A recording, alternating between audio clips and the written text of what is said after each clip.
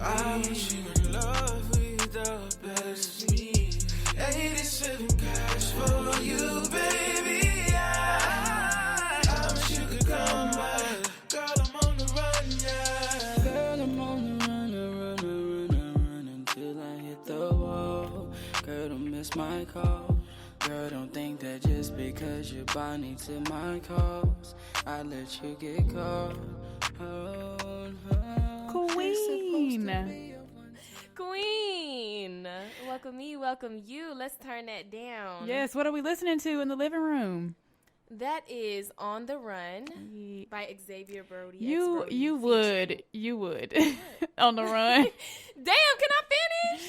Go ahead, girl. On the Run by X Brody from Where Love Lies, his new album that just dropped on his birthday. Happy belated birthday, X. Hey, yes, absolutely. Our brother from another mother. And just in case our listeners don't understand why I said what I said, you had a whole album to choose from for your favorite song, and you chose the one called On the Run. And if y'all don't catch that Beyonce reference, I'm just saying. Listen, you can't turn the hive off, baby. I am the hive. I don't know what to tell you. I'm aware. But yes, happy belated birthday, Xavier. Yes, we do love you, and we have y'all know X Brody. We have featured him on this podcast a good many a time. Happy belated. I hope he had a great quarantine birthday. He didn't move his like Iyesha did. You know, some people out here moving their birthdays, picking them up and becoming new signs and whatnot. So yes, I hope you enjoyed it. And yeah, that's that on that. Let's go. I'm ready for this new episode because we're a little late because somebody booked and busy out here on the Shade Room and shit. Okay, alrighty. Let's all relax. No. I would just like to say, wow, this is what it must feel like to be this close to fame because my God, I share a podcast with somebody who's been featured on the Shade Room. And, you know, I just be chilling. You know what I'm saying? Yeah, fame and fame adjacent. Here we are. Yep. I mean, honestly, you've been breaking the internet with all of your pictures. You know what's crazy? The one you just posted recently, like the newest one with the fringe, you know what I'm talking about? The fringe look. Yeah. I kept staring at it and I was like, why is this giving me Beyonce vibes? But not on some, because now you know I cannot handle those kinds of compliments. But listen, let me explain. You better cut it out. Because it was crazy is I went to play Haunted earlier and I was like, this is why. Oh, yeah. Y'all both had the blonde finger waves and the red lipstick. And I was like, okay. I did not even put that together myself. So thank you. The namaste, the hive in me recognizes and honors the hive in you, Queen. I appreciate that. Yeah, no problem. Because I kept saying, what is it about this picture that is, and that's what it was. So yes, come through and give us, I don't know who was styling, photographer, set design. Oh, they're all tagged. Hello. Come through and give us these Beyonce haunted vibes because I'm here for it. Yeah, I thought your hair looked great. Did you do your own hair or did somebody else do it? Okay, now you know I did not do my own hair because okay, I cannot do that. You acting like me right now. Please don't do this. I cannot do my own hair. Oh my God, I try finger waves, y'all. Whoever can do them on themselves, wow, you deserve an Oscar. It sounds like something Kira will be able to do. She can do everything. I'm sure she can. She could just probably watch one video and be She probably don't even gotta watch the video. She just does this. That too. Also same. Well, since you brought up the Shade Room, not that it, probably has anything to do with our roommates here in the living room, but I would just like to say that all of the posting and the tagging and the I knew you could do it and I've seen a light in you since you were in the sandbox with me or at school with me or wherever the fuck you know me from. It is more important to me. Of course, my work, modeling, acting, whatever, tagging and being recognized as big lit. But a lot of people were only doing that because it was from the Shade Room. Oh, absolutely. Because if I would have posted that same exact picture just on my page, everybody would not have been reposting and tagging and, oh my God, I love you, you're a superstar. They only did for the sake of that it was the Shade Room that reposted it, which is really wild, y'all. My goals and aspirations in life aren't oh my God, get featured on the Shade Room and then die. So with that being said, when I put out anything that has to do with my creatives and my arts and my skills and gifts and talents, i.e. this badass black ass podcast we have, the Living Room 4440, when I post those things, that is when, you know, you can repost and tag and celebrate and, oh my God, you've been the shit since the sandbox type shit. You know what I'm saying? Just being on the Shade Room doesn't make me the shit. Just saying. You know, we have gifts and skills and talents out here in these streets. And, you know, we want to be celebrated and recognized for it and not for, you know, the idea of perceived success that other people have for you when you're on, you know, a ghetto gossip site. Yeah, but, you know, that's how it be, though. They wait, you know, when you get on, that's when people want to post you. Because, see, like you said, it's a struggle when ain't nobody paying you no mind. But as soon as it's, oh, Shade Room, let me post this. And it's like, girl, right. what? Right. And then it's like, if the Shade Room posted anything else that I have on my page today, it would be all kinds of, oh my God, I remember when you first posted this, so cool. But you didn't comment on it when I actually posted it myself. So, you know. Read the host for Phil. Just, you know, I don't... I appreciate support, and anytime anybody reposts or tags me or whatever, like I always like screenshot it and repost it to my story, and be, you know, just to recognize when people show me love. But I started feeling weird throughout the day when it was so much like the Shade Room post, and people were like, yep, that's my friend, arrow to here, this is my friend on the Shade Room, but circling Shade Room or whatever. And I'm just like, guys, like, I feel weird even reposting all these because I do appreciate when people show me love or recognize me in some way, but it's like so cringy to be like, you're only doing it because it's a Shade Room. Like, wow, guys, this is oh yeah, wait till you really get on. Not that everyone did. There's plenty of people who show me love every time, and I love that a lot. But then there's so many people that it was like, wow, you never show me love at all, and all of a sudden today it's, I know her. Weird. Wait till you get in your movie with Viola Davis. They really gonna be talking about, oh my God, I know her. Correct, because it's coming, people. It's coming. Yeah, I hope you. Would you like to be in an action movie? I would like to be in all the things. You know, like I'm a big fan of very multifaceted acting. I feel like comedy would be a real easy one for me to slide up in, but I want, like, you know, the serious things. I want like a horror movie. I probably won't even go to the premiere because, you know, I don't do scary movies, but I would like to be in one. Yo, listen, fun ass fact. So Jamie Lee Curtis, who was in all like the Halloween movies or whatever, and Neve Campbell, who's in all the Scream movies, neither one of them watched, I don't think, horror movies, period, but I think they haven't seen their own movies. Or maybe they've seen them like once. Because both of them were like, I was watching it was called the Scream Queens, like it was, because they're both like in the biggest horror movie some of the biggest horror movie franchises. And they were both like, oh yeah, girl, I don't watch these because they're scary. And I was like, wow. That's me all day. Like, I would love to be in a scary horror sci-fi thriller type situation, but I probably wouldn't watch it. I'd be like, you know, can I walk across the red carpet and then circle back around to my Uber because I'm going home? All right, so we begin. All right, so look back at it. Look back at it. Ready, Queen? I am. I'm so excited. Okay, I'm gonna kick it off because I only have two. All right. And the first things first, VH1 has been just dry. It has been sad. It has been ashy. VH1? Yes. Okay. And I just wanted to let you whores know that the time of the drought is over. Because head bitch in charge. Yo, it's Tiffany, you. Wait. Whoa. Listen. Yes, ma'am. Listen. I have to say this real quick because this is why I know we're friends. Like, this is how I know that we are soulmates in the universe. Because before you could get it out, my brain clicked and said, "Oh, she's about to say something about New York." Tiffany the fuck Pollard, bitch, is the head bitch in charge. Has been brought back to the VH1 TV screens for I want to say, I'm sorry, y'all, I think it's only a one night only kind of thing, and it has already aired, but it was for the I Love New York Reunited episode. So the Queen, Miss Tiffany Pollard, has gone to, basically it's a reunion show of all the scrubs that was on her, you know, dating shows, and she's just catching up with them, and they're talking about like different scenes from the shows that they were in, and I'm assuming where they are in life and whatnot. And so, you know, being the head bitch that she is, gets to the very end of the episode being interviewed by Miss Vivica Fox, where she announces that 21 days prior, she was engaged. So, yes, you heard that right. The head bitch in charge is finally engaged, and she's just saying that how it is the happiest time of her life. She finally stopped looking for love, and now she has found it.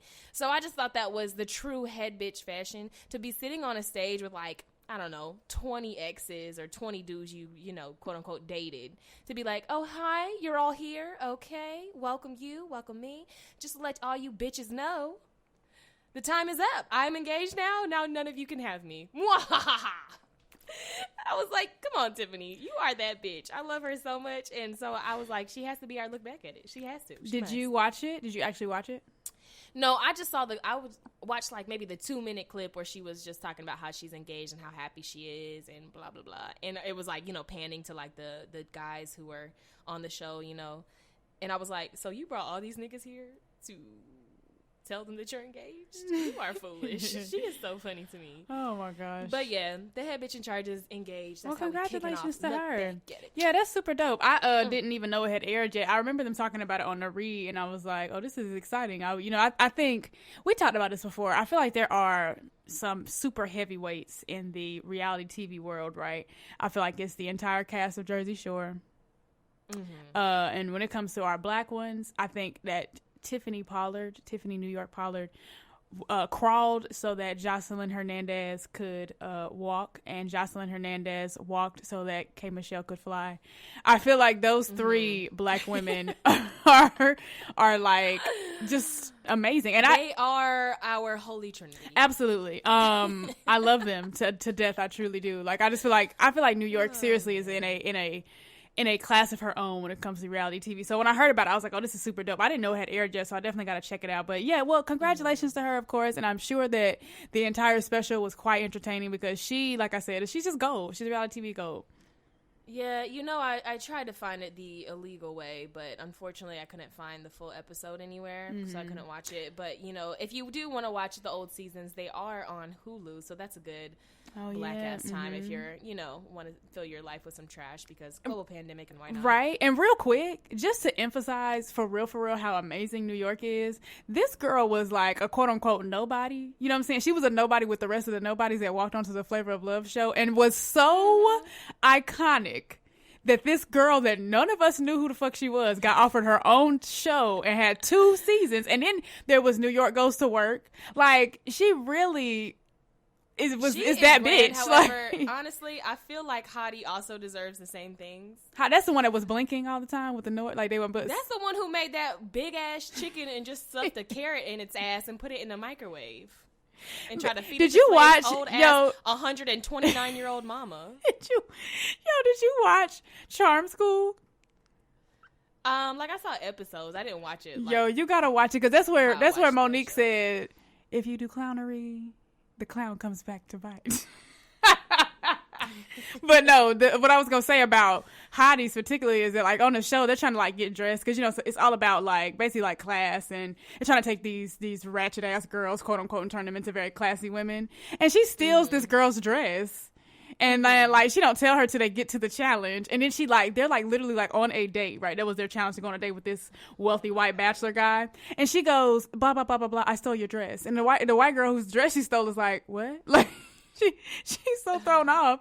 But she is such a goober. I feel like she deserves not all the way up, but you know, very neck and neck, I feel, with Miss Tiffany Pollard. But you know, she was in have you ever seen Waist Deep? I know you're gonna say no because you're not really black, like a black person.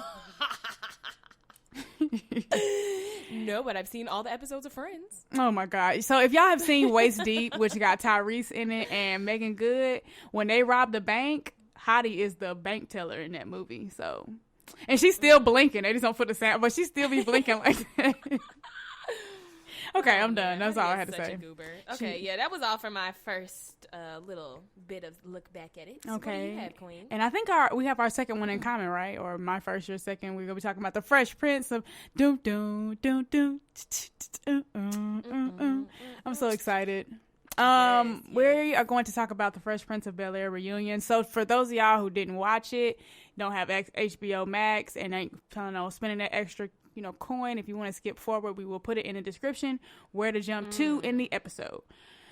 So I would just like to say that I cried and I cried again as I watched it. I watched the whole time. Honestly. Yeah, I watched. Feel like I was barely dry-eyed. Yeah, I watched it again, like to remember all I want to talk about for the podcast. So I watched it again before we started recording, and again, I just was crying. Like I love. To me, have you seen the movie Soul Food before? I feel like you have. Right? Yes. Okay. Yes, there we go. Like you. Okay. Come on, Simi Black. Come on. Something about the way that I feel like the way the music that they chose for it, like, coming from a film standpoint, I feel like the way it was edited, like just seeing everybody come back together, it reminded me of like coming together for Sunday dinner. Like it was just very Black and very family to me. Like I was like, this really feels, because these characters feel real until you remember that they're not real. You know what I'm saying? So seeing like them all one by one, and they got some of it playing in slow motion, and they're coming from different directions, and I just was like, this is too much. So yeah, that I just thought it was amazing. The intro, I love that, like it starts with him going and cutting the light off from the last episode.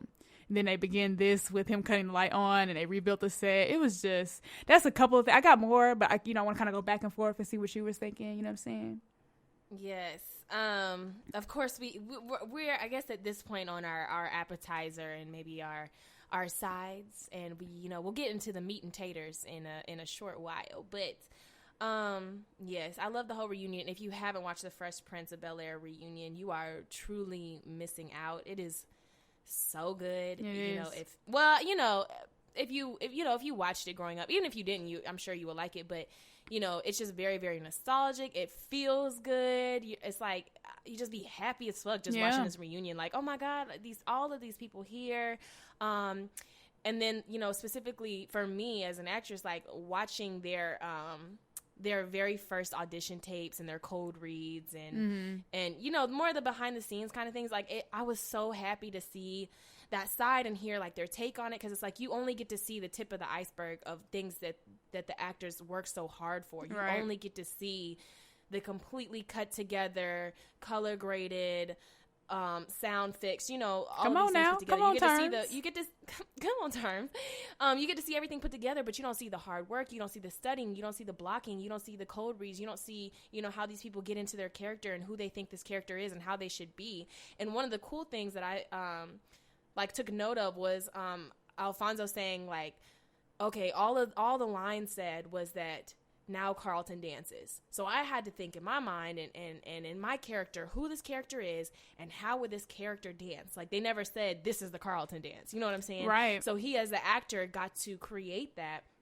And how huge that is, because everybody knows what the Carlton dance is. Yes. And it was so funny, like Will being like, yeah, I could never get it. It was some sort of opposite movement real kind quick. Of thing. He's like, I could not get it. And I was like, I mean, y'all know I can't dance, so I can't do it either. But like, just like when you just be hearing it, when you be seeing it, you trying to do it along with it. And I'm like, what an iconic piece of TV history that we really don't even talk about enough. Like the Carlton dance, like this creative genius at such a young age, and so new to being able to do this craft, in this way, and on such a big movement of a TV show, a sitcom, on the weekdays, like. And now 30 years later, this is where we are. Like, that's crazy. And I just wanted to give him his flowers while he's here. Like, we don't, honor our icons like we should until they're gone. We're like, oh, shit, by the way, that person was an icon.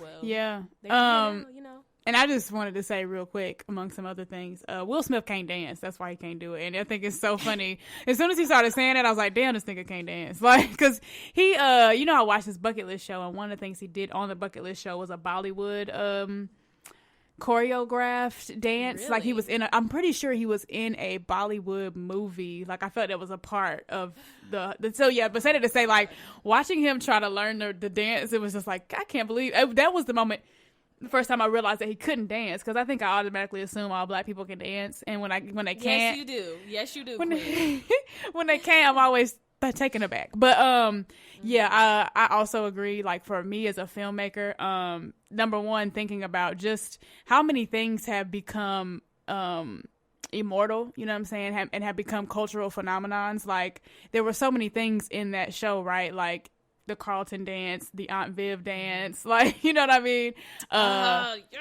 The dad scene with Will and the gentleman that plays Philip Banks. I don't know, James Avery. But that was, for me, number one, I just thought that the reunion itself was very well done. Like, I thought that the music that they chose, like, I could hear it and experience it as somebody who wants to be a filmmaker, but also experience it as someone who was just watching it. Like, I was literally like, this is a great choice of music because I am crying. This is great. But then something else that really stuck out to me was James Avery and the impact that he had on them as actors, and just how brilliant he was, right? Like, I think especially when you're not studying it as someone who wants to do film or some kind of way be involved with film, or if you're just looking at it more of entertainment as opposed to art, I think I was more so always looking at the main characters growing up, and I miss some of those other characters and how great they were. But I feel like James Avery was a super talented actor, and I think he did a very good job with Philip Banks. The same way I feel that Janet Hubert was an amazing Aunt Viv. I think that she, like, when they were talking about it on the show, like, she really was amazing. And then we talked about on the last episode the idea that when she left, they changed the whole character.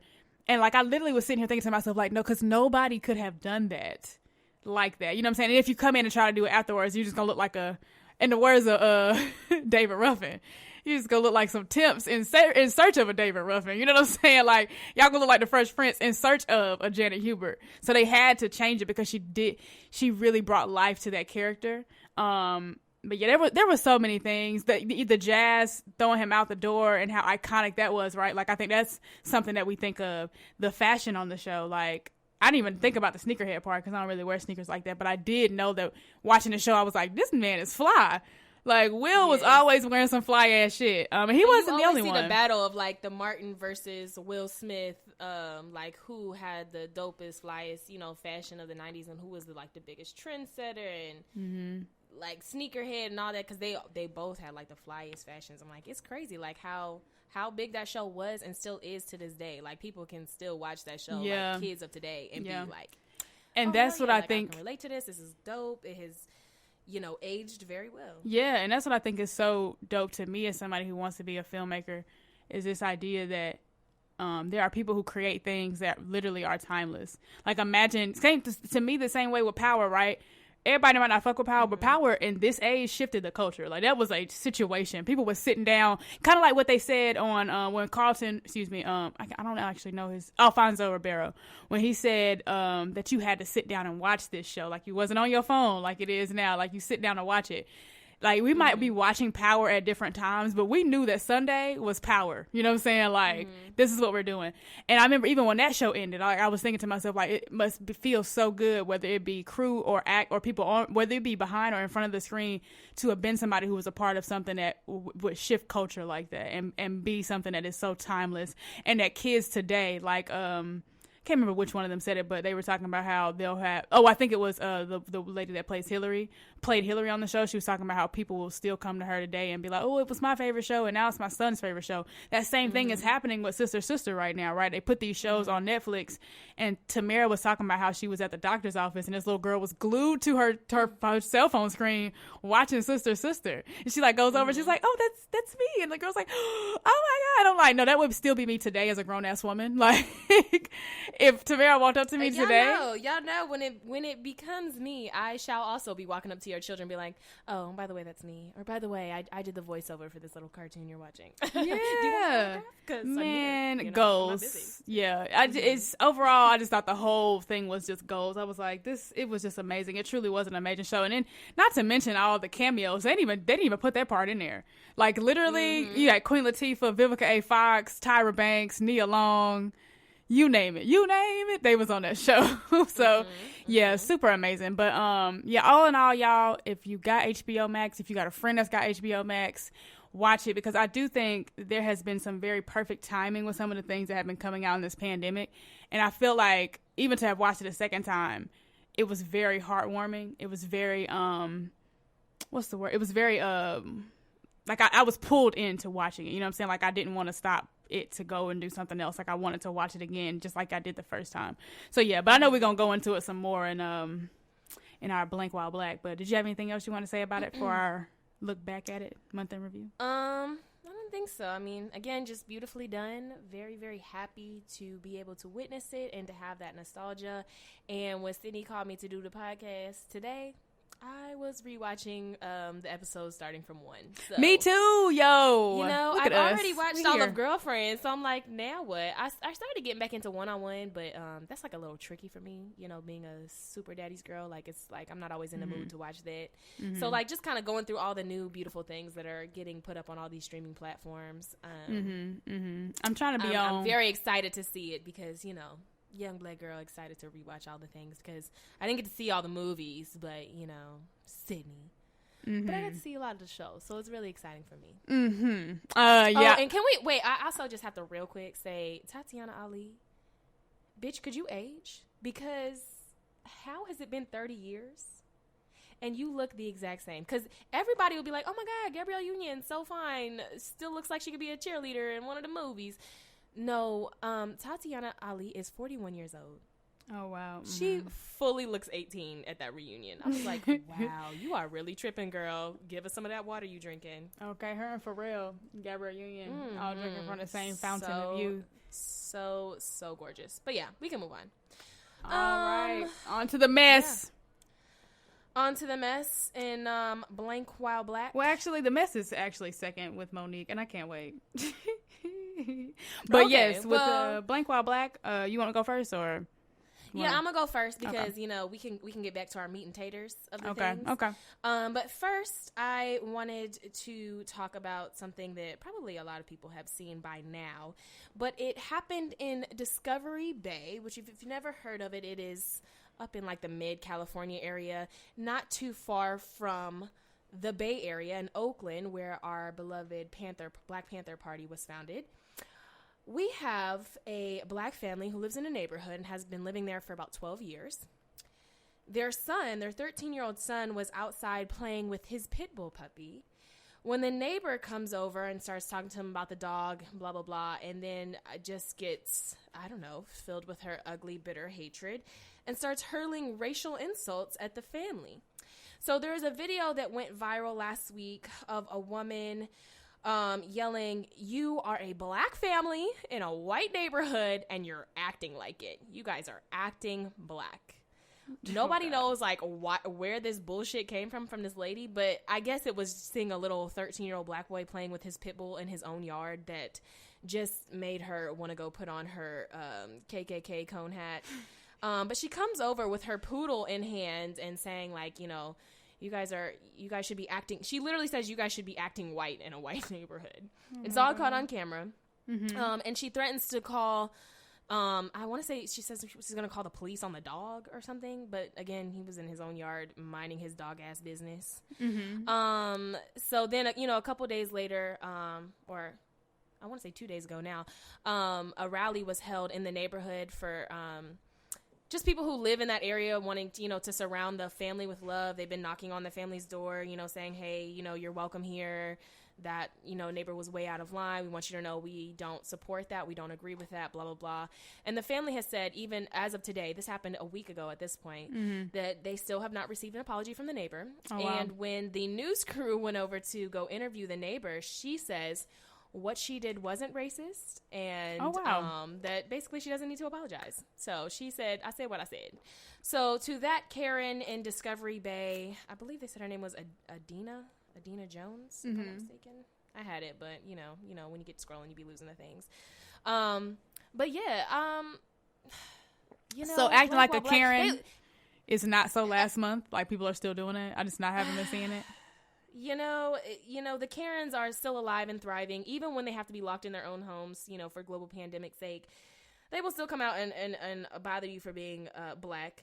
The mom of the family literally was like, so we have been attacked for literally being in our own house and minding our business while black. And I said, oh, so you wanted to be featured on the pod? Because I see what you did there. But yeah, like you're literally in your home minding your business and being black, and that's just too much for somebody. They want to come harass you, your child, your dog for saying, hey, you're in a white neighborhood, act like it. Literally caught on camera and doesn't even mind. And you know what? Y'all know y'all really fucked up because Lisa Bloom has stepped into the room and she is now representing the family. Oh gosh. Is that the same? That's the same lady that was representing Black China, right? And yes, the woman she's a wild woman, and she'd be ready to collect her duck. And she said, it's a global pandemic, but you know what? You know where I can still find money? Amongst the blacks. Here I'm coming. So she says that they'll be pursuing legal action against the neighbor, and that they have grounds for a civil suit and a violation of the civil rights laws, and there are a lot of legal ramifications to what she has done. But the police have, you know how they do. They're like, well, she didn't actually break any laws per se, so it is what it is. So yeah, but the family, in the hey, turn the other cheek fashion, has said, do I forgive her? Yes, because I don't hold grudges. And I'm like, wow, bigger people than I, because don't let me catch your poodle running around outside without you, girl. But yeah, that is Blank While Black. Don't be in your house minding your black ass business with or having your 13-year-old black son playing with his pit bull puppy outside, because you might strike your neighbors as being black while black. So. Right. Okay. The ghetto. It's ghetto here. It is. Okay. I'm rubbing my hands together like Birdman. Okay, Birdman, let's go. Meat and potatoes of our part 2 of the Fresh Prince of Bel-Air reunion. Okay, y'all. So we have to get into the Janet Hubert part. The moment heard around the world. Okay, where do I begin? Right. First of all, in this, you know what, it's so crazy that it ended up being what it was, because to flash back to last week when we were talking about how Will Smith just seems like in his journey he would have had this conversation by now, or just in general, right? Like, I was expecting it to be, I feel like what I got was what I expected, and that's really cool to have not been let down, right? Like, I see him not as anything more than a man. I know he's not perfect, right? I know he has flaws. But as far as the people who are on TV, he is just very inspirational to me. Like, to hear him be able to hold himself accountable the way he does on his, not just on the reunion, but on his, golly, what am I looking for? His bucket list show. Whew, sorry, y'all. Like I was saying last week, him talking about just how he wanted to be the biggest star in the world, and he was just willing to do anything, basically, to be that big, huge star.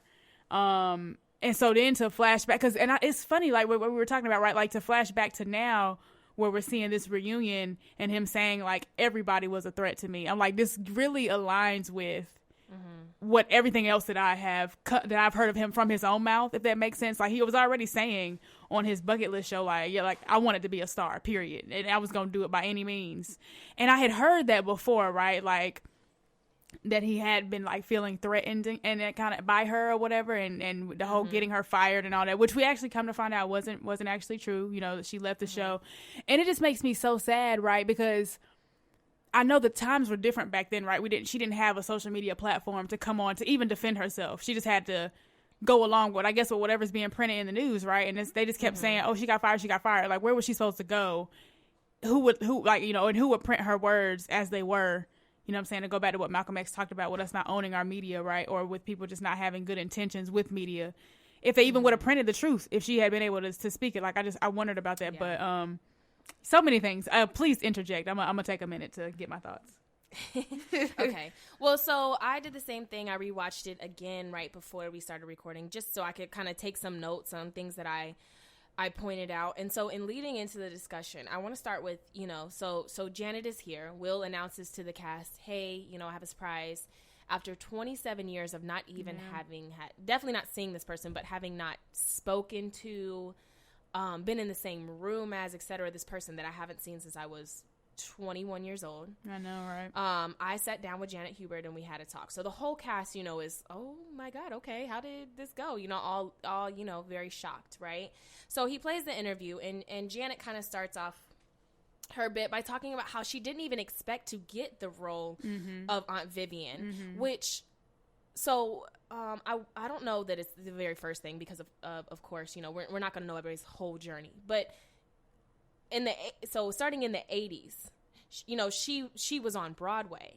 So this is a person who has had experience, who is talented, who went to Juilliard, who has the accolades and fully has the talent and the preparation for a role like this? Why should she ever have to second guess getting a role like this?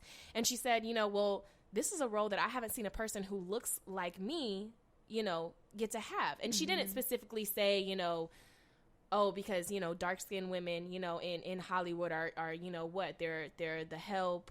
They are, not playing somebody so smart and prestigious. And so she talks about her character, being really intelligent, having a PhD, having, all this class and this ambience about her of, oh, this is a very strong character. She wasn't just, the wife of, one of the main characters. She definitely fully had her own role, which is why it was so, it just changed everything when she left the show, when she was no longer a part of the show and we got a new Aunt Viv. It was like, okay, everything is different. Y'all didn't even try because y'all knew how big those shoes would be to fill. Absolutely. And Will, himself is like, he specifically described her as beautiful and talented, dark-skinned woman who could sing and who could dance. And, she was a very foundational part of our show, and so when she left, it was damaging for everyone in the whole cast. And the very first question that Janet asked Will when they sit down face to face was, why? Why did y'all take it so far? I lost so much. I lost everything. And so starting with her why, I felt like, okay, we hear and we can see the pain in her. Why? Why would you do this? Anybody who's ever been wrong wants to know why. Even if it won't help you or you think maybe it won't help you, you still want to know, well, why? Why would they do this, to me? And I think she asked a very important question. How do we heal? Because I think at this point, it's been 27 years, right? And Will is a huge star and everybody knows what the Fresh Prince of Bel-Air is and who the original Aunt Viv is. Everybody knows her, but it's we haven't got to see her for so long. And, she's like, well, how do we heal? Because at this point, it's been almost 30 years. It's been almost 3 decades. So at this point, we can only be so angry. We've already been in magazines and on social media, bashing each other. How do we heal from here? Where do we go? And I think I really appreciated that when she asked, how do we heal? Will didn't just say, okay, I'm sorry. And can we just move on? It's been 30 years. Can we just move on? I'm sorry, whatever. He says, can you explain your story? Because I genuinely didn't know it. And I think it would be helpful for my healing as well, because it wasn't, I don't believe that it was just one-sided of just everybody attacking Janet. And I'm not saying anything is her fault in particular, but I think it's just, it's a two-sided thing. So in order for him to have real healing and have a real apology, I think it was helpful to ask, okay, well, can you explain to me what we were saying and what we were reacting to? Because I guess on his side, he just felt like, okay, you were coming in and being maybe mean and intimidating and your energy changed. And she's like, you guys have no idea what I've been through. You don't know that I came from, I was dealing with an abusive marriage and abuse while being pregnant, and coming show just to make her money and go home and being fearful of everyone. And then you have this young, loud, animated kid who's, rising to stardom, and he gets to call the shots of, oh, you know what, I don't like her attitude anymore. And he admitted that he I guess clouded their environment and didn't make it easy for her to work. He was like, I'll admit, I did not make your job easier. I'll admit that I did things that were wrong or whatever. So I guess I just want to start with that, how we get to a place of healing and how important it was that she was like, you didn't just make it hard basically for a black woman. You made it very hard for a dark-skinned woman and giving me the kiss of death by saying she was difficult to work with, or, she was disrespectful or whatever. She's like, I never disrespected anyone. I just stopped talking and everybody got mad at me, Yeah, it was, first of all, for me as a dark-skinned person and someone who really wants to, in the best way that I can, not to say it is my battle to fight, right? Because the same way, if it's white people's battle to do something about racism, then it's light-skinned people's battle to do something about colorism. But say that to say, as a dark-skinned person, it was extremely touching for me to see a dark-skinned woman say, that this, what I'm saying? You get to call a black woman, difficult is the kiss of death, even more so when the woman is dark-skinned, because it's already hard enough for us in Hollywood, right? Because what I have learned more recently, I didn't know this as a child, and not to say it was last year or anything like that, but just as I've grown up, is that if it's hard it's going to be harder for black people. If it's hard for black people, it's going to be harder for dark-skinned black people. If it's harder for dark-skinned black people, then it's harder for gay people. You know, so like the more you add to that intersectionality, the harder it is. Okay.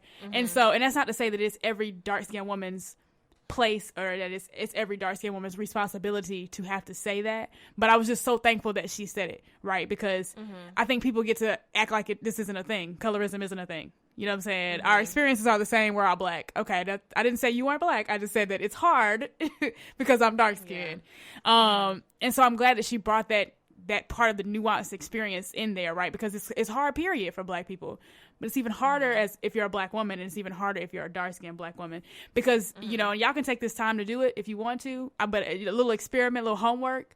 I want you to think of all of your favorite black movies, and tell me if the woman was darker than the man. Because when I look at our favorite stories, Love and Basketball, Best Man, every relationship in that movie, the girl is lighter. And that's not to say she's light skinned, but she might be brown to his dark skin. You know what I'm saying? Viv is one of the few examples that I can think of off the top of my head where she was not just darker, but she was dark. Okay, she is a dark woman. You know what I'm saying? Not brown. That was a dark skinned woman, right? And so I'm like, and it's always. Like, I just always think about representation. And so to hear her say, I didn't even think I was going to get the part. Because I'd never seen someone who looked like me play that part. It always touches me because it was the same thing with, and I can't think of her name right now. She's a black woman. She's a comedian. She was in Ghostbusters. And she went on The View and she was telling... Leslie... Yes. She was telling Whoopi Goldberg, like, you inspired me. I remember seeing you on TV as a child. You know what I'm saying? Like, I had never seen anybody that looked like me on TV before you. And that's always so touching. I feel like, again, it's going to be touching for black people, but it's going to be that much more touching for dark-skinned women because we don't always see ourselves. And so I thought that just really meant a lot to me personally. But I also just thought, again, that it was just dope because you have so many people in this world that don't want to admit when they're wrong. They don't, and even, you know, and I think it's easier, of course, when you have changed, at least now. Oh, I know what it was I wanted to say. When he said, I want to be somebody that protects you instead of somebody that sends the dogs on you, I was like, and even when he said, like, I go out into the world and because I think he understands, and it's not necessarily his responsibility to care about who we make him to be, but I think he also understands how people may see him. So when he said the part about how, like, you know, I go out into the world as this person who talks about human relationships, and there's somebody I haven't talked to for 27 years, you know what I'm saying? And insinuating and saying, like, that makes me a fraud in a way, you know what I'm saying? Not to say he said that, but, you know, to insinuate it. And so I just thought that was my inference also. Yeah, you know what I'm saying? Like, I thought it was so dope. And so, like, when I think about Ellen, for instance, and just looking at how different the apologies were, when Ellen's like, yes, I you know, people think I'm this nice person. It's like, okay, girl, that's the difference between maybe not being as nice as we thought you were and being a bitch. Like, that's different, okay? But, you know, again, everybody is in a different place in their journeys and stuff. But, yeah, I just thought it was dope, again, that he did that. Because, again, it just goes to show you where he is, right? Because he absolutely could have been on some, we're going to have this reunion, fuck her. You know what I'm saying? And you know what's crazy? It's like, it's 6 seasons of a show. Aunt Viv got pregnant during the 3rd, so she didn't come back for the 4th. So literally 50% of this iconic show that we know and love, like, dark skin Aunt Viv is the one who gave us Lil Nicky. Like, you know what I'm saying? So it's like, she was there for 50% of the show. So it's like, it would be crazy to think that you could, and like, we've seen like those reunion pictures before, like Carlton's posted one before, I think Will has, and you know, Janet at the time, you know, took to social media to be like, fuck this reunion, it ain't real because I ain't there. Right. Yeah, so I think they've had like kind of reunions like on things, and maybe that was a 20-year, I don't know, but it's like, well, now we're in a different time, and we're 10 years hopefully wiser, everyone, right? And so now we have another opportunity to get it right, and I'm glad that they got to do this. And you know, 2020 has been a hell of a year. Yeah, literally as soon as this bitch started, we lost Kobe. It was like we have lost some icons this whole year, you know. And to think maybe one of them wouldn't have made it to hear those words of I am sorry for what I put you through, for what I did to you. I am sorry. And I'm just happy for both of them that they got to hear that from one another, and take responsibility for what they did and said to and about each other, and Will for banishing her in a way from the set, from Hollywood as a whole, you know, and working even more. You know, the whole point of leaving was because the contract basically said, we're not going to you can't work anywhere else if you do this. And she was like, well, okay, well, I can't sign that kind of contract. Like, I gotta live, I gotta eat, I gotta provide for my child. So it's like, the whole point of not signing the contract was to, you know, to still be able to work and do her job, and then to get, you know, banished because of the, you know, a young rising star at the time who is clearly young and immature at the time, you know, and you know, that's hard. And I'm glad they've had this place of healing, and I'm glad it's not a too little too late kind of thing. I'm glad they both feel satisfied with how they were able to leave that conversation. Because even since the reunion, there was a part, and I didn't even notice it, and I've watched it twice now, but when Janet came onto the set and, you know, hugged everybody, and, you know, old or light-skinned Aunt Viv was like, oh, I've never even met her, and they were like, what? You know, everybody's hugging and blah, blah, blah. I didn't even realize that Carlton wasn't in that part. Yeah. Or Alfonso was not in that part. Until somebody brought it up.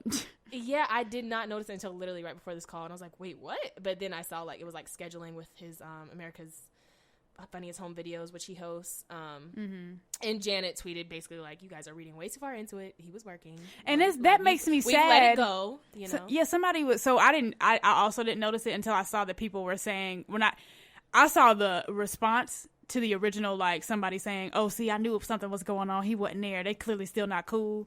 And then people like, and more so what I agree with is like, it's so sad to have had this beautiful moment, right? This moment that could have just been real pure, and somebody had to find something like it.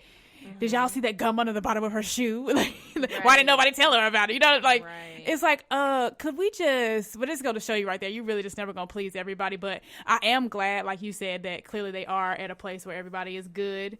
Her and Will are good. And that I'm glad that she got on Twitter and read whoever for filth. Like, calm down. We are good. Stop trying to make stop trying to put beef out there that ain't real, right? And we know it's possible because same thing with, you know, not to get too far off subject, but with Jada and Gabrielle Union. They were talking about how they were beefing and didn't even know why. And it was people in their ear. And here y'all go on the internet on some look for Alfonso Ribeiro out there trying to start some shit. It's 27 years, y'all. Please let these people have a peaceful relationship. Golly. Have nice things. Right. So yeah, that was lit. I definitely just, in general, the same way I feel like she had an amazing, profound effect on the show, I feel like she had an amazing, profound effect on the reunion. And I feel like it just goes to show just how important that character was, that even though she wasn't there for half the show, that people unanimously, pretty much, you know what I'm saying, say that's the original, that's the OG Aunt Viv, okay?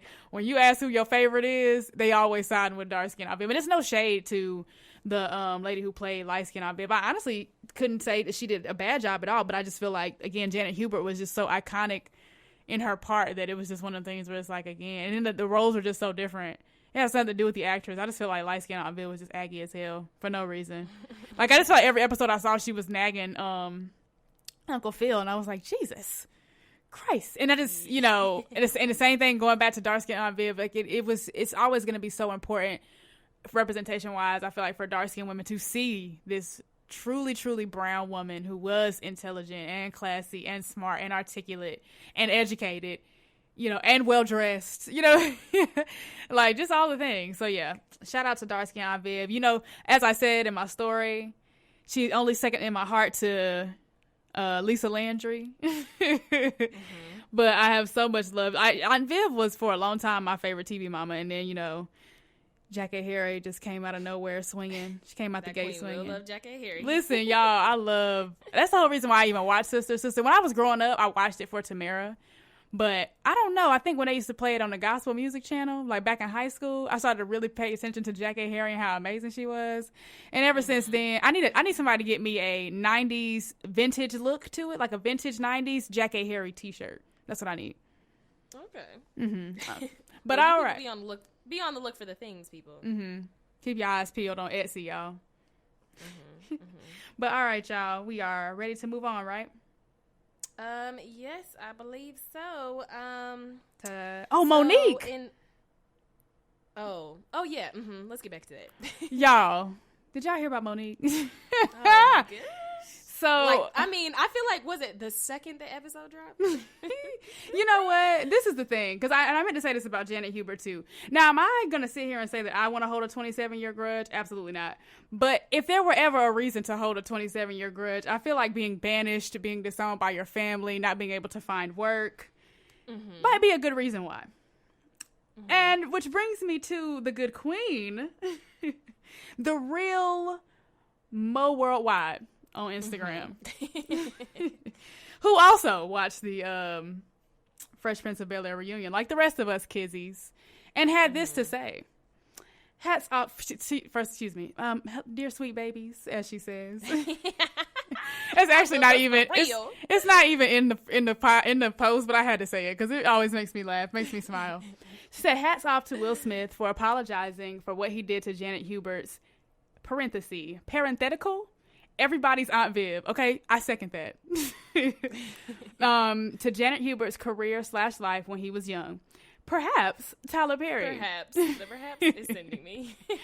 Who has admitted in private that he was going to, that he was wrong, will follow suit. Sorry, y'all, I'm trying to read this through one eyeball. I got a gigantic pop filter covering one of my eyes from my microphone. Okay. Let's see. I'm sorry. Follow suit and be man enough to apologize in public like he promised. I put a little neck roll in there because I felt like it was necessary.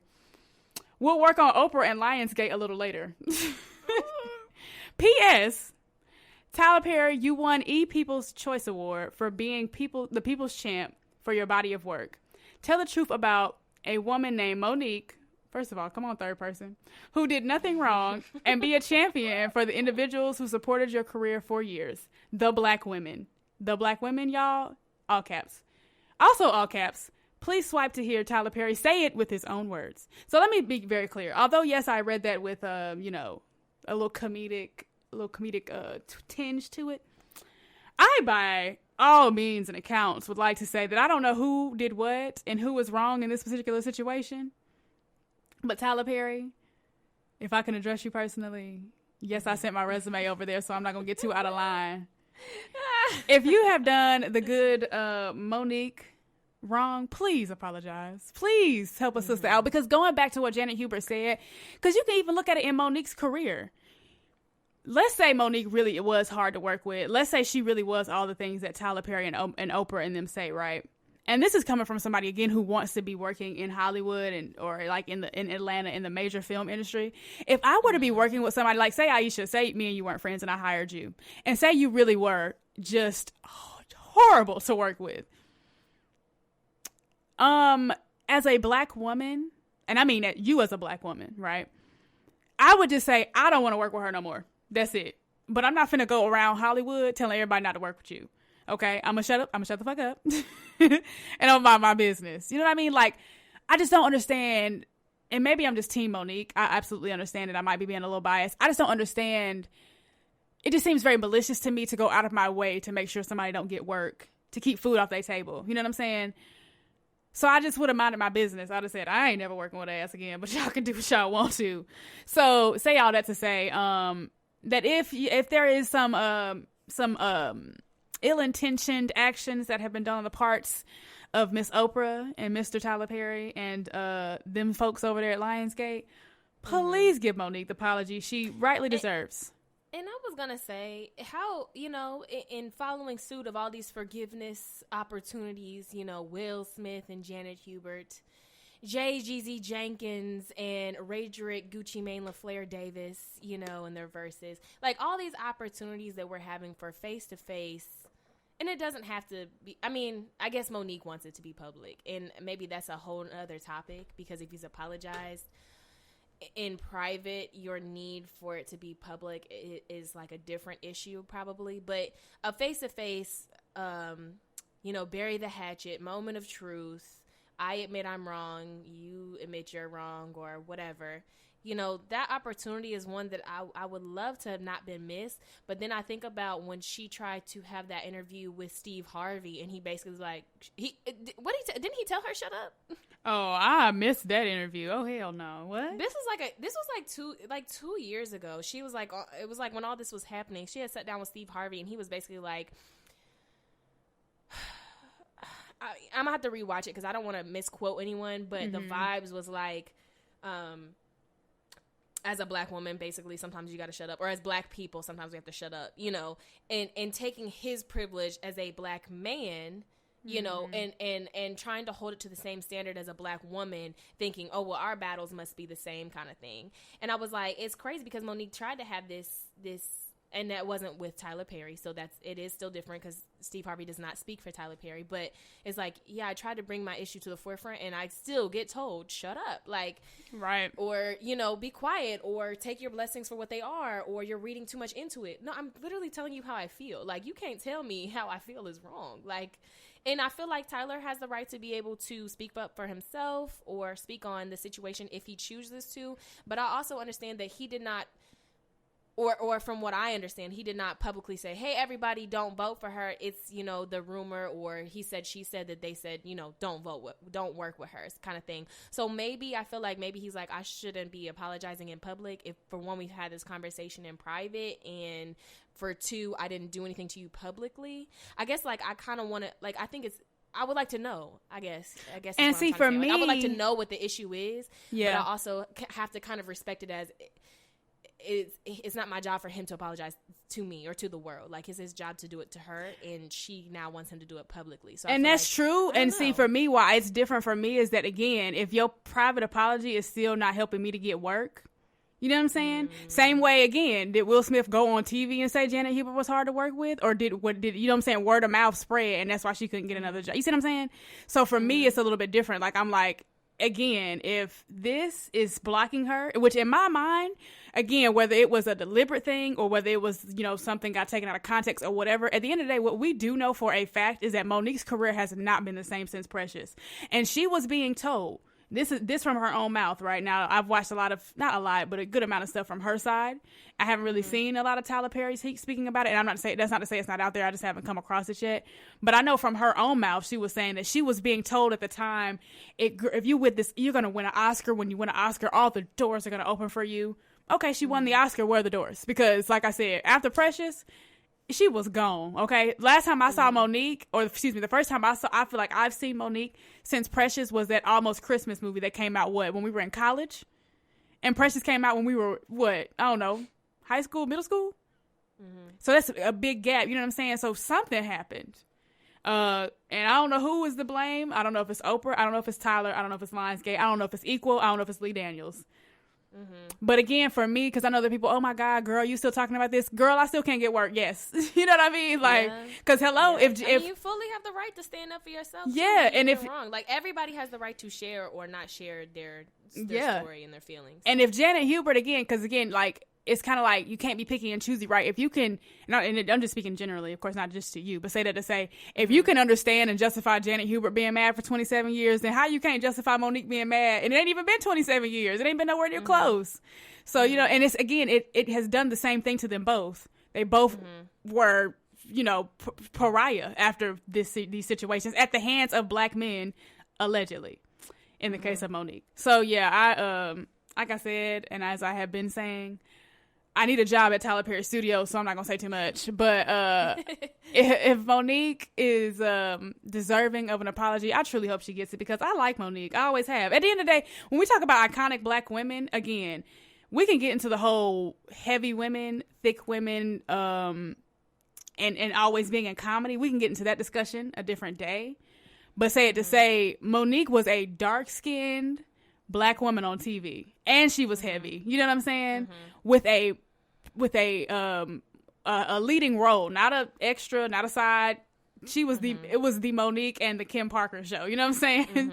So say that to say, the woman should have been, and to have had that, and to then win an Oscar, right? Like, the doors are supposed to open for you. You've done your due diligence, I feel. So yeah, I hope she gets to go back to doing the things, because I think she's also a great talent, right? Like, think about, because the other thing I think about when it comes to Monique, this is the last thing I'm going to say. Number one, again, to have gotten a leading role on a show, right? That's one thing. But if Angela Bassett, honey, don't got an Oscar for What's Love Got to Do With It? Any black woman that's got an Oscar, that just should tell y'all right there how hard that shit is. Okay, that means Monique must have killed Precious, which she did.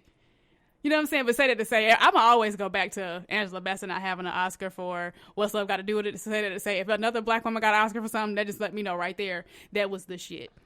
Okay? So, yeah. But yes, Monique, I'm rooting for you, girl. Just know that. I'm rooting for you, queen. My sweet baby, I'm rooting for you. My sweet baby, my sweet auntie. I would just like to close it out in saying that anybody who owes and needs that apology, I hope that you receive it, and I hope that we can use this time, this year, this new 24 hours that we've been blessed with to give and to receive it.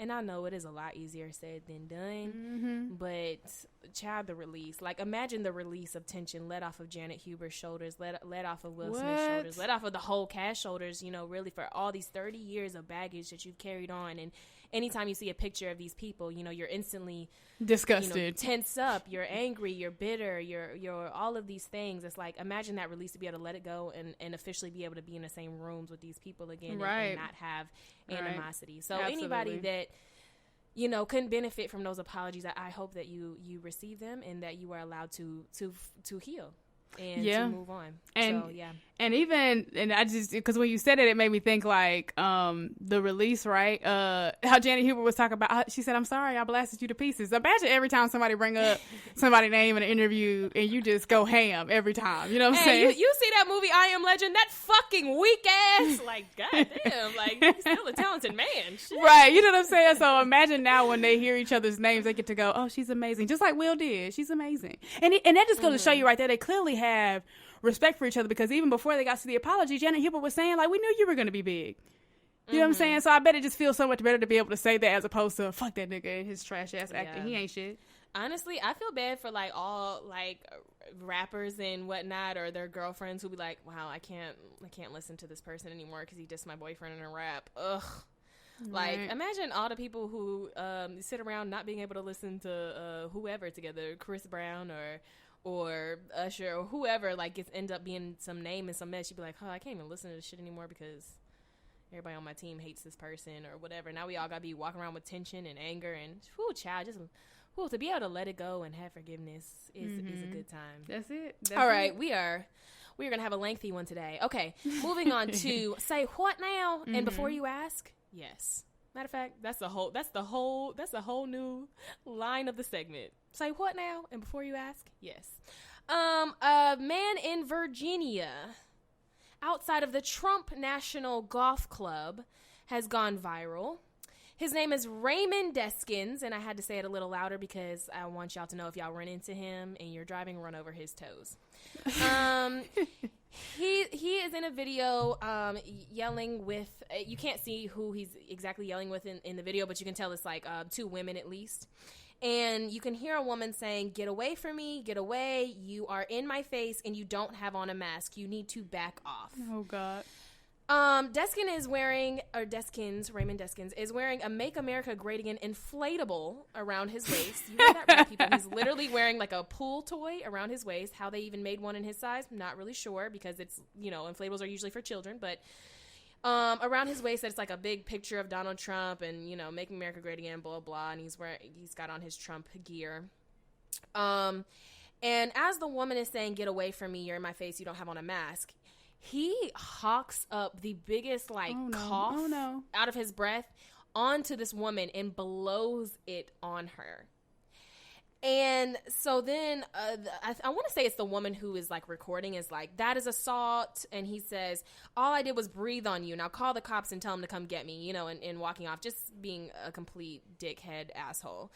And so she puts the video on Twitter and tells the world what has happened and says, "Okay, I think his name is Ray. He's driving this kind of car. This happened at the Trump golf course." So what happened was these women were protesting outside of the Trump golf course, where they said they gather on the weekends if they know Trump is playing, and they just kind of stand outside of the campus protesting Donald Trump.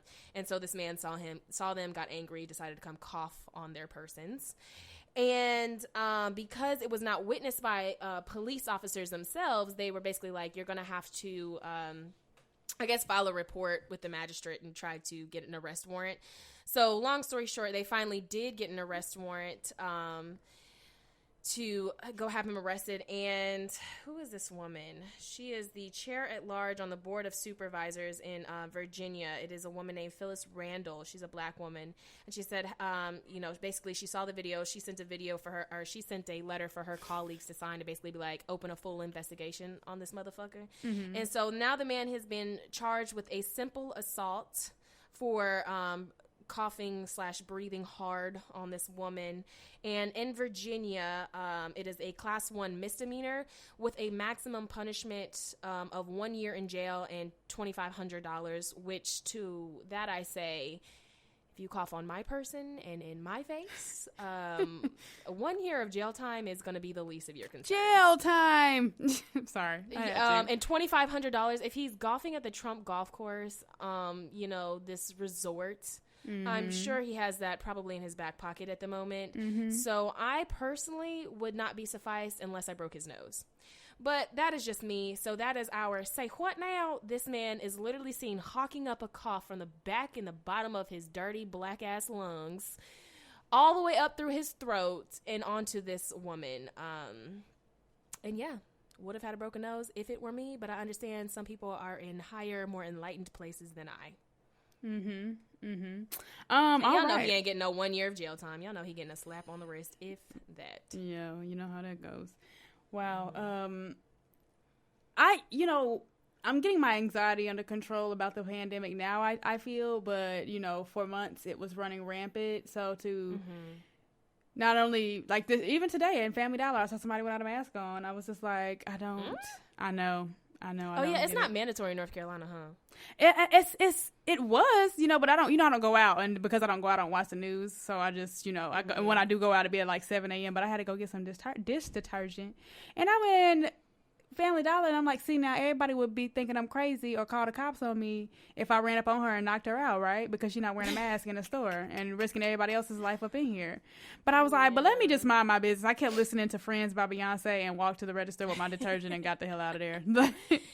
Yeah, it's funny because here in LA, if somebody walked into any given place, like store, restaurant, nail salon, anything without a mask on, people would be staring at them like they literally came in with no clothes on, like they were butterball naked. So I can't even imagine, like, North Carolina, y'all be on some wild shit. I mean, y'all not as wild as Atlanta, but I can't even imagine seeing somebody in a store next to me with no mask on, because they already be pushing it with those like BS masks that they be wearing, a bandana or one of those clear masks that doesn't block your breath at all. It just basically fogs up your vision. I'd be like, what are y'all doing with these? I have questions. Like, you just had to have your face seen? Because as for me and my household, we wear masks, child.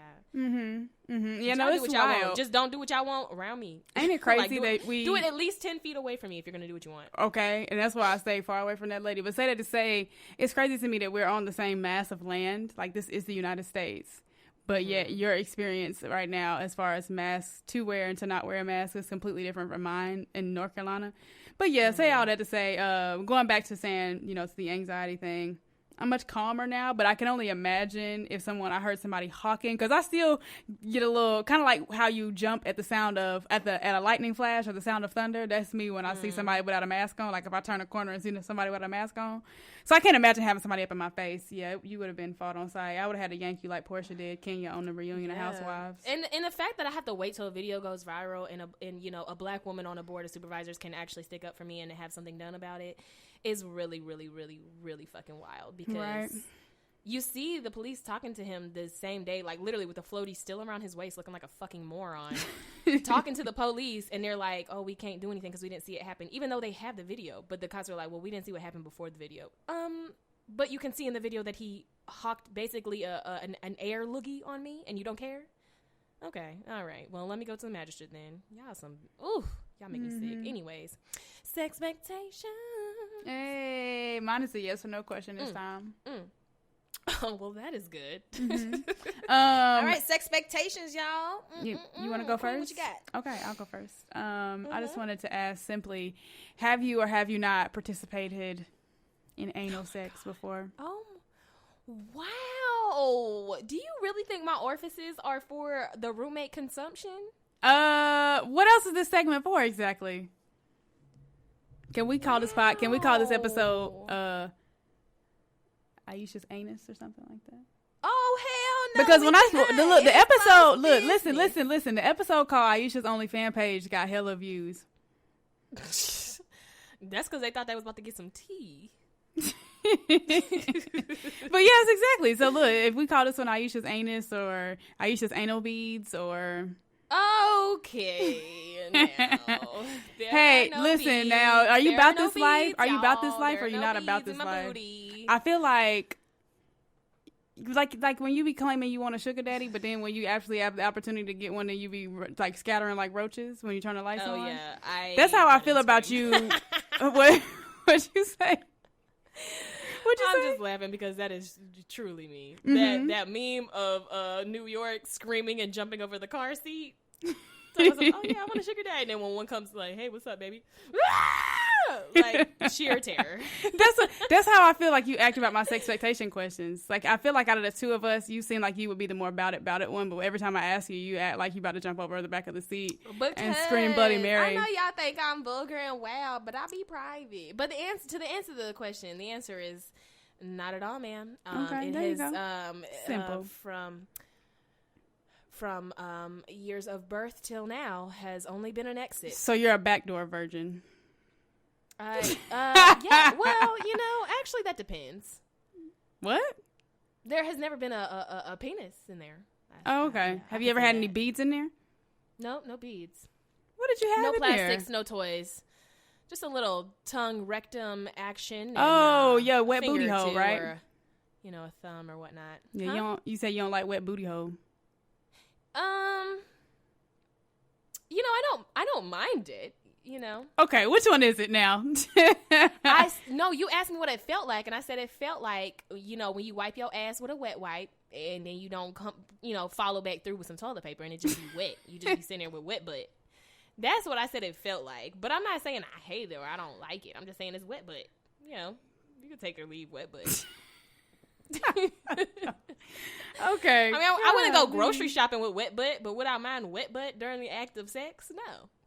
Okay. Thank you for that. You know what? I need to start recording somewhere else because where I record, there is a giant picture of my father and my great-grandmother staring at me. And I officially don't like this anymore. Okay. Woo. Did you have any sexpectation questions? I did, but for time's sake, let's just keep it pushing. We can ask that next week. Keep the people coming back for more. Okay. All right. What's next? I don't got my phone ready. Black on black support. Oh yes. Mm-hmm. Okay. I have quite a few. You know how I get down. I got two. Okay. First, I want to talk about TeeNoir on YouTube. Mm-hmm. She is the shit. If you've never heard of her, that's TeeNoir. Oh yeah. Oh yeah. She has a very dope ass YouTube. I'm sure she's, I'm sure she has those YouTube plaques and things. Like I think she's, big following situation going on there. But she's really, really cool. She has some really dope videos, great conversational pieces. Matter of fact, we should probably do an episode just talking about something, she talked about in an episode or something. But anyway, check her out. She's really, really cool. She has great videos on YouTube. Oh yeah, they're super dope. While you're on YouTube and you're typing in your TeeNoir and you get finished having a good cackle and having a great open discussion with your friends or whatnot on T's videos, also type in FaithLyric on YouTube. She is a queen who has a page for DIYs and different home projects, interior design, decor, whatnot. As of today, which is officially 1 month after she has posted her very first video, she has 51,000 views on that video. So if you missed it, I had posted it on my page with a swipe up link, so you can go check it out. But so 1 month in and she has 51,000 views. That's crazy. But yeah, if you want to see some home decor, some DIY, some hacks for the house, if you're decorating and freshening up your space, especially during this quarantine, there's nothing like having your home be exactly what you want. Check out FaithLyric on YouTube as well. She has some pretty cool videos on there. I want to say like 2 or 3 now, but yeah, check it out. Get those views up so the queen can get her ducat. She's also very beautiful, so not a bad time to look at either. So check her out on YouTube. Those are my 2 YouTube shout outs.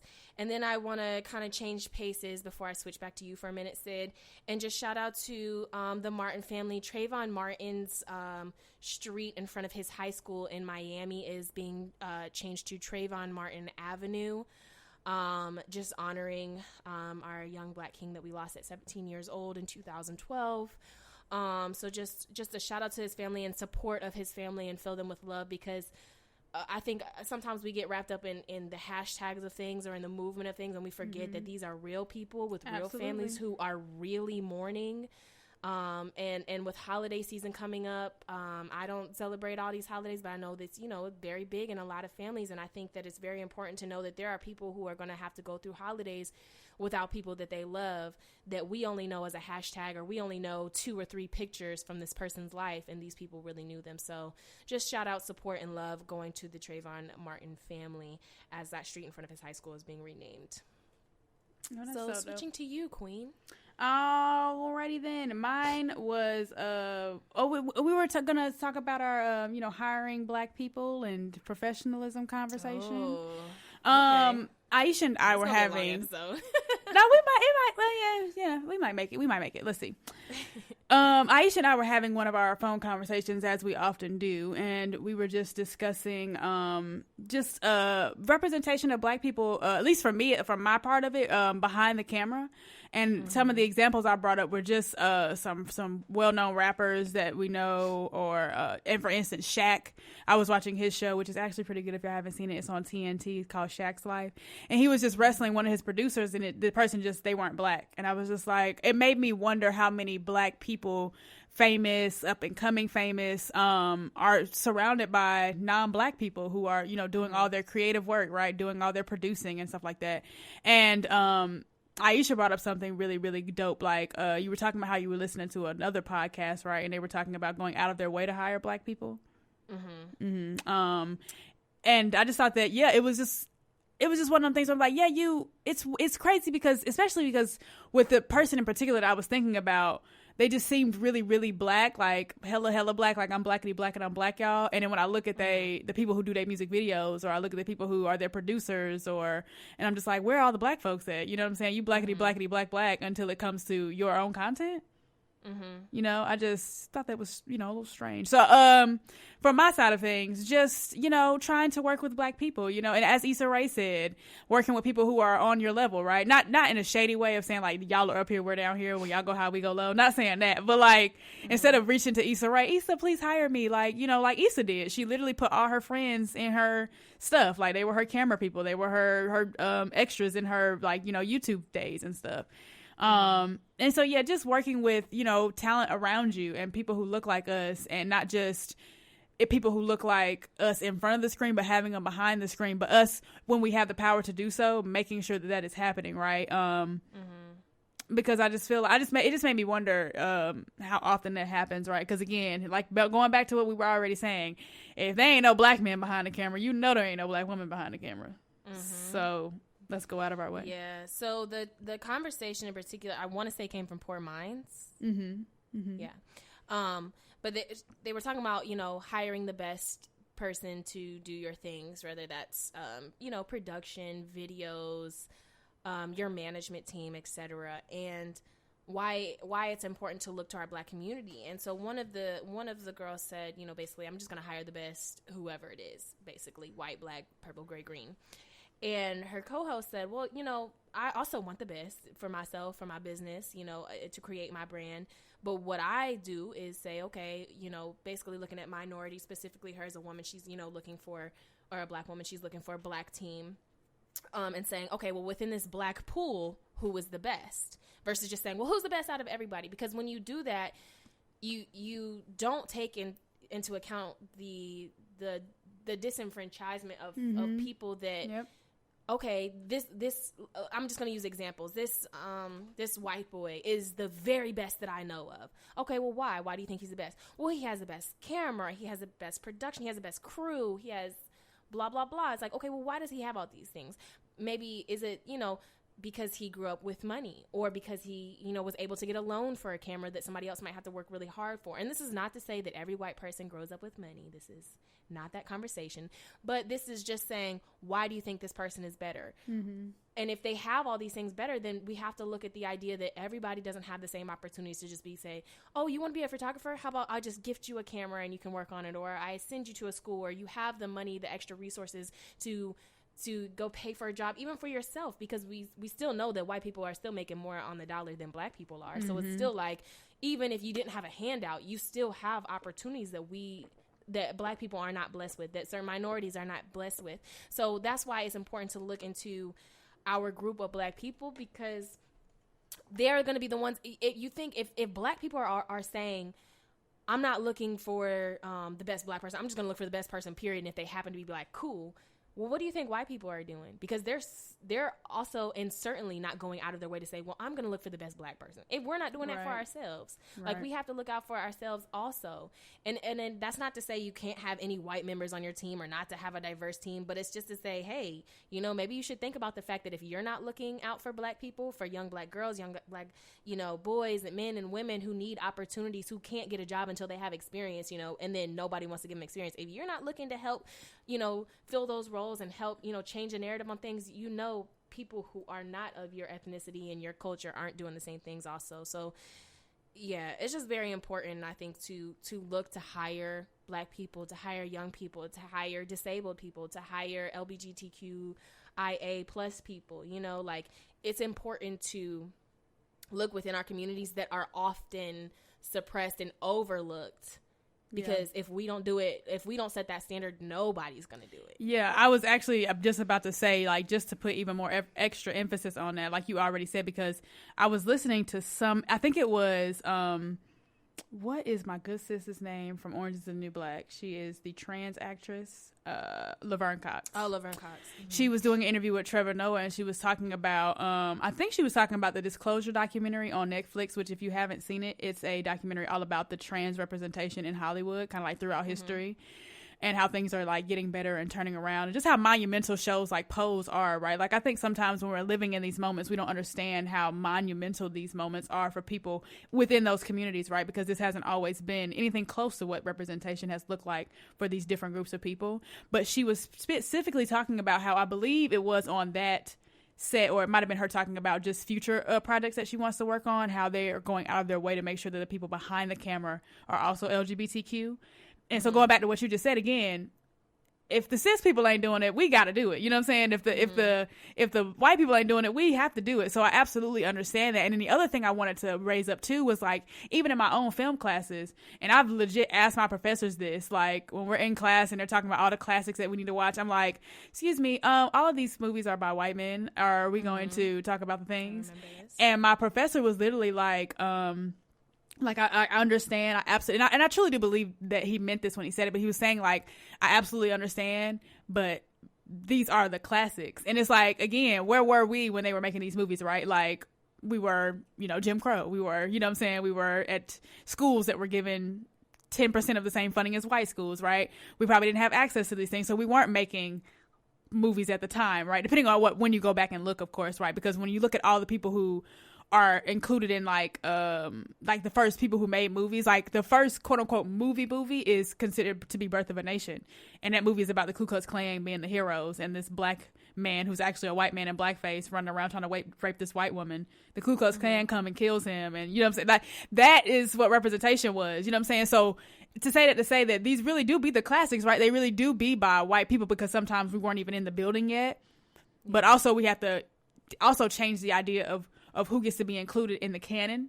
You know what I'm saying? So it absolutely has to be up to us to make sure that the people behind the camera look like us, right? And to go out of our way to make sure the people who are the most disenfranchised have an opportunity. Because again, it's, if not us, who, right? Going back to the conversation we had about Stacey Abrams last week about how this black women been doing this work. You know what I'm saying? Mm-hmm.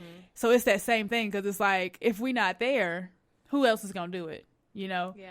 So, it definitely is important to make sure that we are hiring ourselves, because again, let's be real. As we already know, black people are the shit. So to say, if you're looking for the best, I'm sure you can find it for real, within your own community. We just need a chance, right? Look listen, last thing I'm gonna say, look at Black Panther, y'all. Like, this is what we can create when we have the resources. But that was another record-breaking movie for us as Black people, because that was the first time a Black director had been given that much money to make a film. And look at what it went on to become. So it just goes to show you, when the playing field is even, we always knock the ball out the park. It's just that the playing field is never even, and we're never in the room. So we have to make sure we are in the room when we have the power to do so. So, yes, ma'am. Oh, and the other thing was just professionalism, Queen. I know that's your fave. How to approach. Oh, yeah. I was going to talk about that another time, just because I have a lot to say about it. Oh, okay. That's cool. All right. Well, y'all, tune in, and we'll get to the things. Yes. And then last, Black on Black support for me. I want to make this like a little bit bigger and a little more like specific and kind of organized, but I kind of wanted to start something, a hashtag Black Holiday, if you will.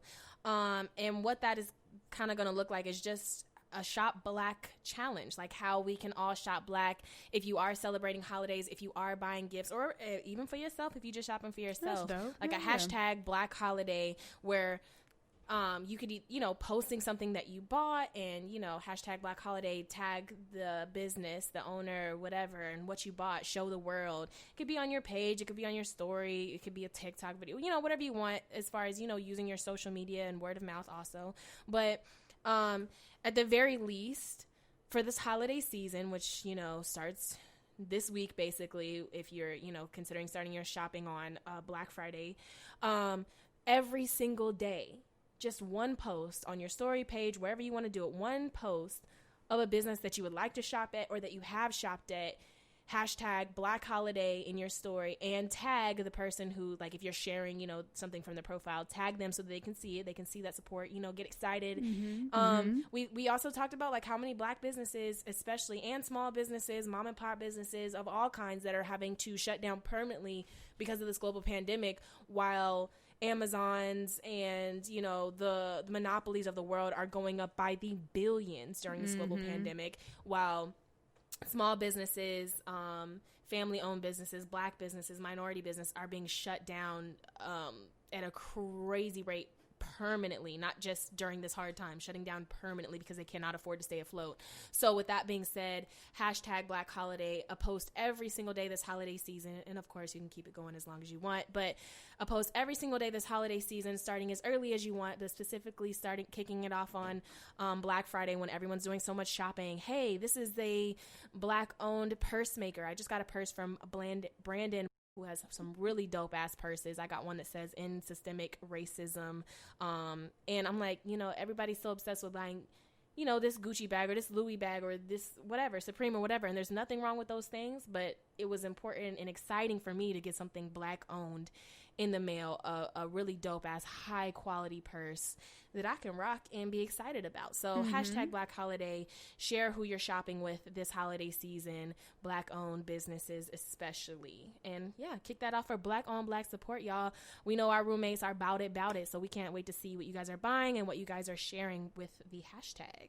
And real quick, to add to Black on Black support, Michael B. Jordan will be making an OnlyFans. And wait, but listen to this part. All the proceeds will go to barbershops and businesses that closed due to the pandemic. Well, child, let me see Michael B. Jordan's penis then. Let me get on there. How much is his monthly rate? Oh, my goodness. That? Let me tell you something. That is honestly the most iconic thing I've ever heard, because I'm sure he knows everybody think he's fine. I'm sure. So absolutely use that to the best of your ability. However, let me make this very clear. For all you hoes that's about to run over there to be on Michael B. Jordan's OnlyFans page. What were you saying? Yes, what were you saying? I don't want to hear y'all say nothing negative about the young women that have been on OnlyFans, also using their body to get what they want. You know what I'm saying? Because I know how y'all do. Y'all like to judge women. So just want to throw that out there. But shout out to Michael B. Jordan for being an iconic king. If I have to see a fine Black man's penis to save a barbershop or two, I will lay down my $10.99 a month. Is it $10.99 for the culture? I have no idea. Okay, I don't have a clue, but I'll find out for you kids, and I'll let you know next episode how it's going on the OnlyFans. Alrighty then. Okay, mental health, Queen. Do you have anything for us this week? Yes, I just wanted to just talk about anxiety real quick. now I'm not about to sit here and purport to be a professional on anxiety, but I was just having a conversation with a close friend, and we were just talking about how she had looked. It was like a post that she'd come across on Instagram about like, you know, what anxiety looks like and how she was able to like be like, this is me. You know what I'm saying? And so basically, I really wanted to say that we have let's take some time to check in on ourselves to see how we are feeling, you know what I'm saying? Because I think we can be having all these things going on that we're not even aware of, because again, we're just always moving from the next thing to the next thing to the next thing. But we also know that things like depression and anxiety, I'm sure, have gone up crazy. I know depression for sure has grown up crazy because of the pandemic, but I'm sure anxiety has too, right? Just because so many things have changed and people are trapped in the house or feel trapped, they feel hopeless, things like that. So I just want to really kind of say, let's check in on ourselves to see how we're doing. And that was really it. When I had that conversation with my friend, I was just like, wow, it's crazy that we can be having that going on and not even realize it till we come across an Instagram post. So yeah, that was my quick little mental health check-in. I know we're getting a little long on this episode, so I'm gonna try to keep it short. Well, no worries, Queen, because if one thing we do know is that we can spend the time for mental health because it is muy importante. True. Mine, I was just going to take this opportunity to reiterate kind of the message that we've been getting at this whole episode is forgiveness. And my daddy used to tell me all the time, like, forgiveness is not for them, it's for you, you know. And if you want to move forward, if you want to have a fruitful and blessed life, you have to forgive people when they do you wrong. And that doesn't necessarily mean, you know, forget all about it, but it means to forgive. And it's for your own mental health. It's for your own sanity, that we don't have to have tension just because somebody's name is mentioned, especially when you know, like, oh, this is a talented person and blah, blah, blah, but they've done me in particular wrong, so I have to hate them now, or I have to be angry at them anytime their name or their work is mentioned. So again, that forgiveness is for you. So my mental health tip for you guys is to forgive somebody. I think we probably all have somebody that we are maybe angry at, bitter at, displeased by, etc. And maybe you are in a place where you can call them or go meet with them or whatever and talk that out and be able to have that release. And maybe you're not quite there, or that other person is not quite there to receive it yet, but just decide on your own and within yourself that you are ready to forgive. So it is for yourself, and I hope that release gives you the peace that you have been needing. Absolutely. Yes, ma'am. All right, y'all. You know how we like to close this thing out with our good old affirmations for your week. What do you want to give the people, Queen? I would just like to say, ask somebody how they are, but like truly ask them how they are, right? Like, have you ever had those experiences like where you're at work, right, and you do kind of like that normal, hey, how are you today? And someone says something other than good, and you're like thrown off, like, well, I didn't ask you all you're that. Like, what? I didn't ask you all that, but you did. Yeah, you know what I'm saying? And what I really wanted to use to emphasize that, and it's a show, but it just, you know, to me, it always hit home with me, and it's always stayed with me. There was an episode of Being Mary Jane, and her one of her close friends, who I think she'd been close friends with for a long time, committed suicide. And at her funeral, she was doing a eulogy, and she was saying, like, I must have asked her how she was doing 1,000,000 times, but I don't think I ever really asked her how she was doing. And I just, like I said, it just stuck with me, because I think we don't, we say it so much, I think it becomes a very lighthearted thing, a very light thing that you don't really expect people to really tell you the truth. But just to ask somebody that you really, really care about, right? Your mom, your dad, your best friend, just whomever, ask them how they are, but like make sure, because I know myself sometimes, I literally go, oh, how are you? But for real, how are you? Make sure you emphasize that so they know that you really, or even explain it, because again, I think it is kind of, it throw you off a little bit, because it is such a, hey, how you doing? Good morning. Hey, how you doing? But it's like, no, but for real, how are you? So yeah, I just wanted to, my affirmation is definitely just to inspire y'all to ask someone that you care for truly how they are. Yeah. That's it for me, for my affirmation. Okay. Mine is love people. Life is short. This is your reminder. Life is very short. It's very precious. Take care of people you love. Forgive people so that you can enjoy that short life with people that you love. And then just secondly, if you are second guessing it at all, know that you are worthy of what you ask for. And you don't have to compromise. And it's something we'll probably get into next week, a conversation to have, but just know that you're worthy of what you ask for, and don't let somebody tell you different, because people ain't going to Walmart and getting to the cashier and saying, I know this desk was $200, but can I actually have it for $50? $52. Okay. So you're worthy of what you asked for. And to all those entrepreneurs out there, small business owners, we are thinking of you, and we will patronize you all as much as we can, and share and celebrate and word of mouth your businesses. And we hope that we can all just make it through this crazy pandemic and these crazy times. And you guys have a successful holiday season and sell all of your things. Absolutely. With that being said, my name is Iyesha Damali. And I am Sid the Great. This has been The Living Room. The Living Room 4440. We always happy to have you. Since y'all ain't doing shit now that this episode is coming to a close, go ahead and stream Where Love Lies by X Brody on all platforms, platforms. And go ahead and continue to rock out to On the Run by X Brody as we kick y'all asses out the living room. Peace. But that just turned to every time you see me. I hope you got what you need. It'd be a while before you see me. Girl, take this money you're offering. Don't be part of the problem. No telling when they're gonna find you. Just don't tell them nothing. If they take you back to the office, just do the torture. Say nothing, just know that I'm coming. Push the button, my motor be humming. See the poster, I know that I'm wanting. See, I do anything for my Bonnie. See, the thing we have isn't just nothing. Do anything for my Bonnie.